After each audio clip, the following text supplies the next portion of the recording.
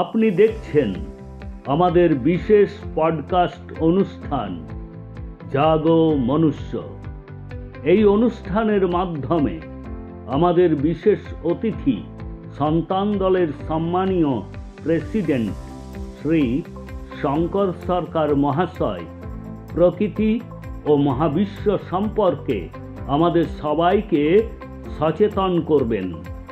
এই অনুষ্ঠানটিতে ধর্ম, রাজনীতি, বর্ণ এবং আরও বিভিন্ন বিষয়ের কথা মানুষকে জানিয়েছেন। প্রকৃতির দান সার্বজনীন, জন্মগত অধিকার অনুসারে universal birth right given by the nature to all. এই প্রকৃতির সমস্ত সম্পদের উপর সকলের সমান অধিকার পাওয়া উচিত। এই সমস্ত বিষয়ে আমাদের বিশেষ পডকাস্ট অনুষ্ঠান জাগো মনুষ্য দেখুন।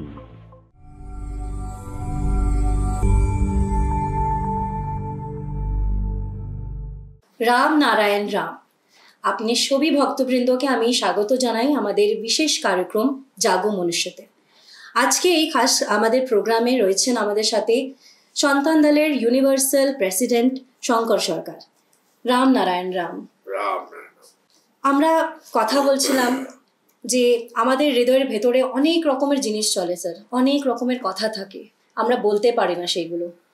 কিন্তু কি করে মানুষরা নিজের হৃদয়ের ভেতরে এই কথাটা বলবেন আর ওই কথাটা যেন সমাজের সবার জন্য খুব ভালো হয়, সবার কল্যাণ হয়, কি করা যায় স্যার ওর জন্য?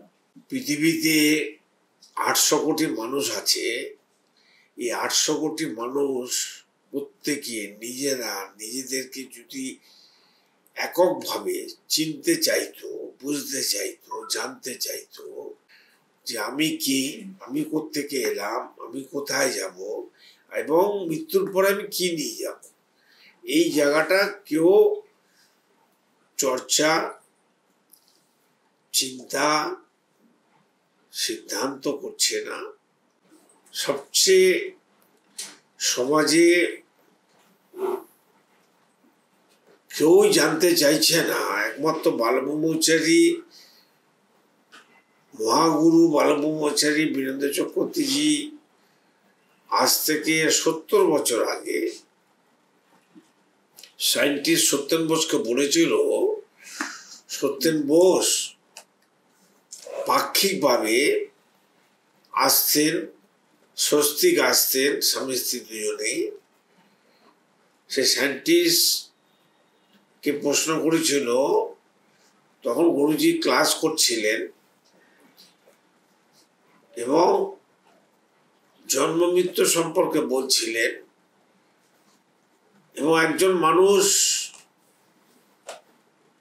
জন্মের সময় কিভাবে আসে, কিভাবে তার অ্যাক্সেস পায়, মার গর্ভে যাওয়ার সুযোগ পায়, সেই ব্যাপারে আলোচনা মিটিং চলছিল।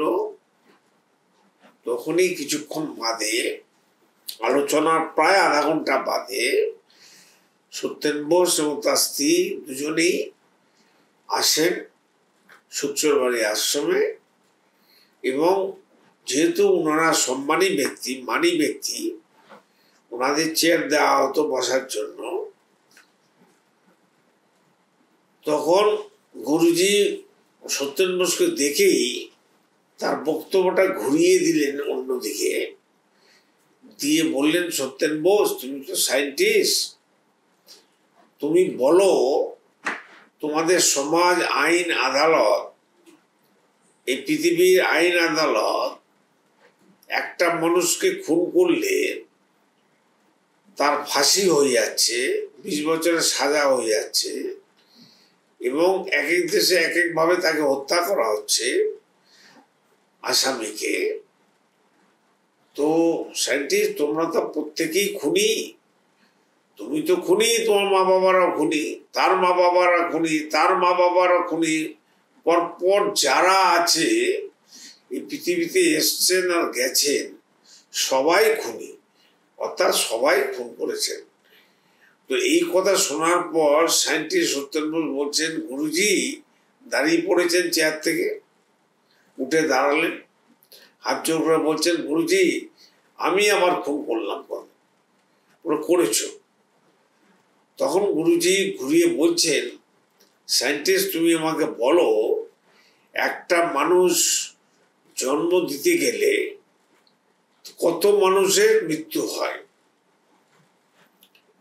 তখন গুরুজি বলছেন, তুমি কি বুঝতে পারছো আমার কথা? তো সায়েন্টিস্ট বলছে, হ্যাঁ। তো একজন মানুষ জন্ম দিতে গেলে অন্য মানুষ মরবে কেন?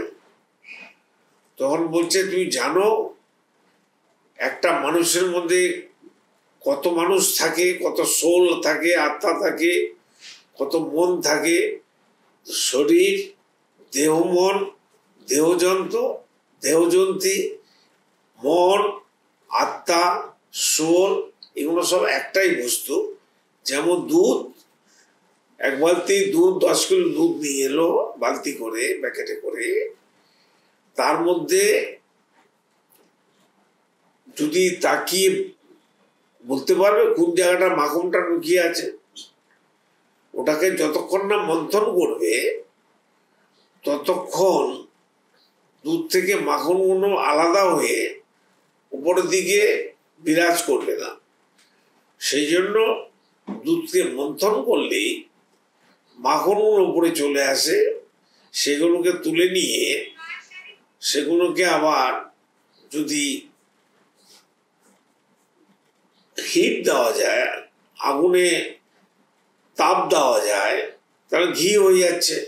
আবার সেই দুধকে মাখন না তুলে যদি ছানা বা পনিরের দরকার হয়, তাহলে তার একটা সিস্টেম আছে। দই করতে গেলে তার একটা সিস্টেম আছে। তাহলে যত কিছু দই থেকে খাবার তৈরি হয় আমরা সব পাই, সবই দুধের মধ্যে ছিল। দুধের মধ্যে শুধু দুধের অস্তিত্বই আছে, প্রাণের অস্তিত্ব আছে। কারণ ওই দুধ খেয়ে তো বাচ্চারা, মানুষরা, জীবজন্তুরা সমস্ত জীবন ধারণ করে। ওর মধ্যে প্রোটিন, ভিটামিন থেকে আয়রন থেকে 32 রকমের সমস্ত হাই প্রোটিন ভিটামিন থাকে। দুধের মধ্যে তো গাছও লুকিয়ে আছে, দুধের মধ্যে জল লুকিয়ে আছে, দুধের মধ্যে বাতাস লুকিয়ে আছে, দুধের মধ্যে সূর্য লুকিয়ে আছে, সূর্যের তাপ লুকিয়ে আছে, দুধের মধ্যে হাওয়া লুকিয়ে আছে, দুধের মধ্যে মহাকাশ লুকিয়ে আছে। দুধ নিজেই জানে না যে সে কি। তখন গুরুজি আমাকে যখন বোঝালেন, তখন সায়েন্টিস্ট বুঝতে পারলেন গুরুজি অ্যাকচুয়াল কি বলতে চাইছে।